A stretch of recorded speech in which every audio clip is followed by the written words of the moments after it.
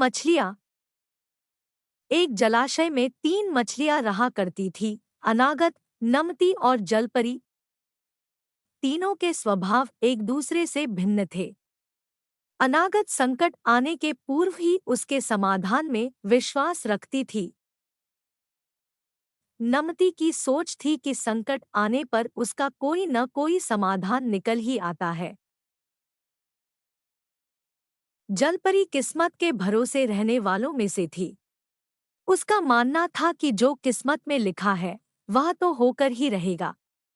चाहे कितने ही प्रयत्न क्यों न कर लिए जाएं, उसे टाला नहीं जा सकता।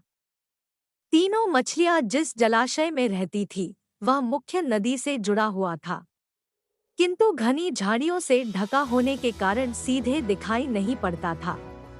यही कारण था कि वह अब तक मछुआरों की दृष्टि से बचा हुआ था। एक शाम मछुआरे नदी से मछलियां पकड़कर वापस लौट रहे थे। बहुत ही कम मछलियां हाथ आने के कारण वे उदास थे। तभी उनकी दृष्टि मछलीखोर पक्षियों पर पड़ी, जो नदी से लगी झाड़ियों के पीछे से उड़ते चले आ रहे थे। उन मछलीखोर पक्षियों की चोंच में मछलियां दबी हुई थी। यह देख मछुआरों को समझते देर न लगी कि झाड़ियों के पीछे नदी से लगा हुआ कोई जलाशय है। वे झाड़ियों के पार जाकर जलाशय के पास पहुंच गए।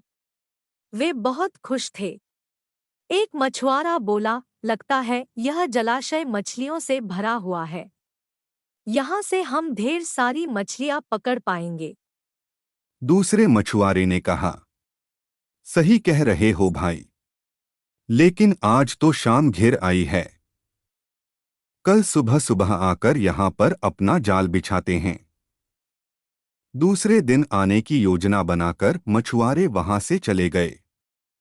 मछुआरों की बातें अनागत ने सुन ली। वह तुरंत नमिती और जलपरी के पास पहुंची और बोली, कल मछुआरे जाल डालने इस जलाशय में आ रहे हैं।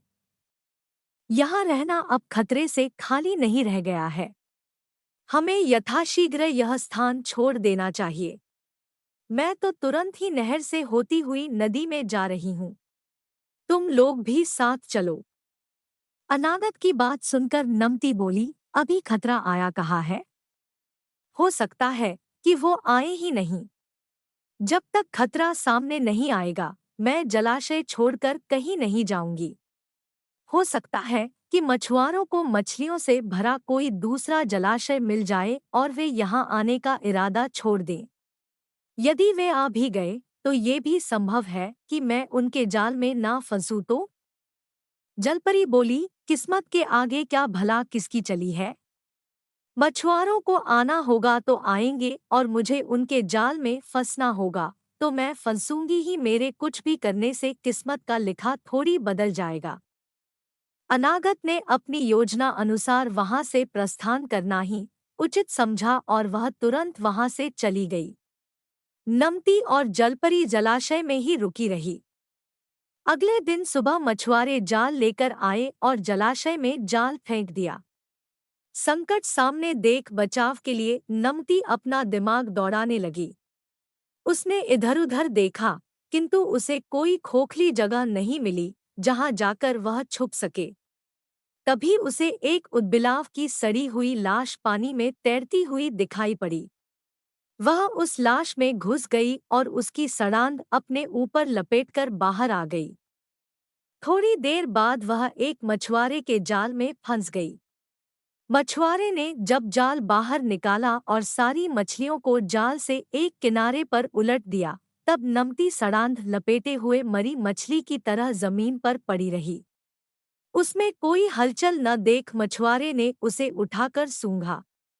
उसके ऊपर से आ रही बदबू से उसने अनुमान लगाया कि ये अवश्य कई दिनों पहले मरी मछली है और उसने उसे पानी में फेंक दिया। पानी में पहुंचते ही नमती तैरकर सुरक्षित स्थान पर चली गई। इस तरह बुद्धि का प्रयोग कर वह बच गई। वहीं दूसरे मछुआरे के जाल में फंसी जलपरी कुछ किए बिना किस्मत के भरोसे रही और अन्य मछलियों के साथ दम तोड़ दिया। दोस्तों, इस कहानी से हमें ये सीख मिलती है कि किस्मत उसी का साथ देती है जो खुद का साथ देते हैं। किस्मत के भरोसे रहकर हाथ पर हाथ धरे बैठे रहने वालों का विनाश निश्चित है। दोस्तों, चैनल पर अगर नए हैं तो चैनल को सब्सक्राइब करना ना भूलें।